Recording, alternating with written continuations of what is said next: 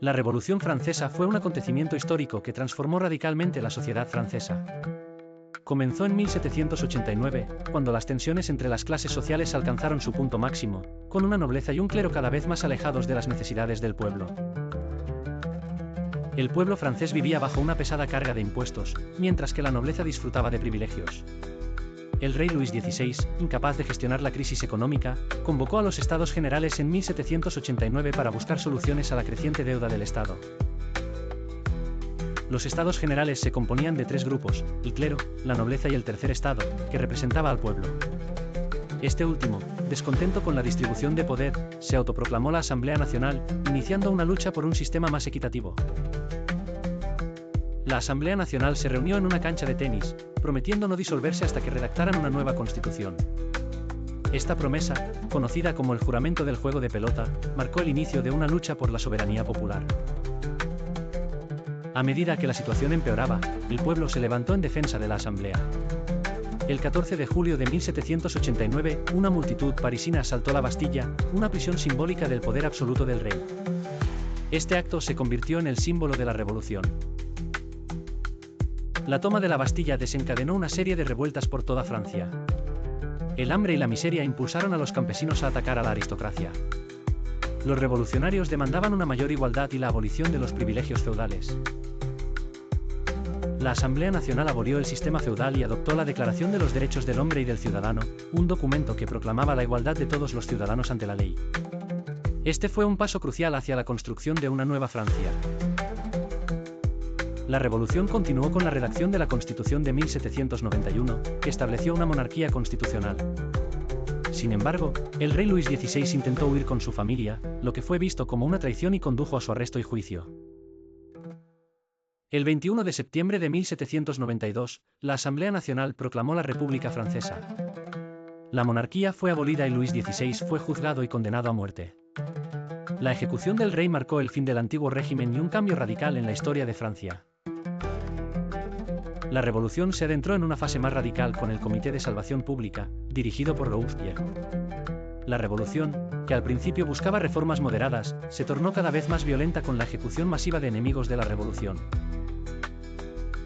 Este periodo se conoce como el Reino del Terror. Miles de personas fueron ejecutadas en la guillotina, incluidas figuras prominentes como la reina María Antonieta. La revolución se volvió cada vez más sangrienta a medida que los radicales tomaban el control.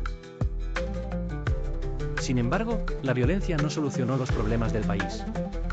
La economía seguía siendo inestable, y la guerra con las potencias extranjeras seguía afectando a la nación. La revolución parecía estar al borde del colapso, y los radicales comenzaron a perder apoyo. En 1794, Robespierre fue arrestado y ejecutado, poniendo fin al Reino del Terror. La revolución entró en una nueva fase con el Directorio, un gobierno de 5 miembros que intentó estabilizar el país. Sin embargo, la corrupción y la ineficacia dominaron esta etapa. La situación de Francia siguió siendo difícil, y la revolución parecía estar en un callejón sin salida. En 1799, un joven general llamado Napoleón Bonaparte aprovechó la inestabilidad y dio un golpe de Estado, estableciendo el consulado y poniendo fin a la revolución. Napoleón Bonaparte emergió como el nuevo líder de Francia.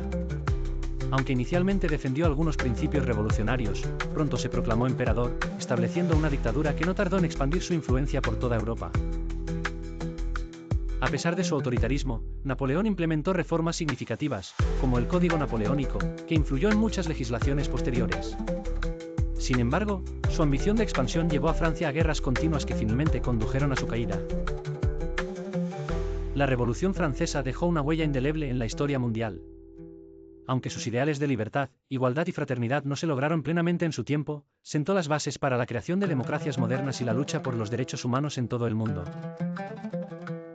A lo largo de los años, la Revolución Francesa ha sido interpretada de diferentes maneras.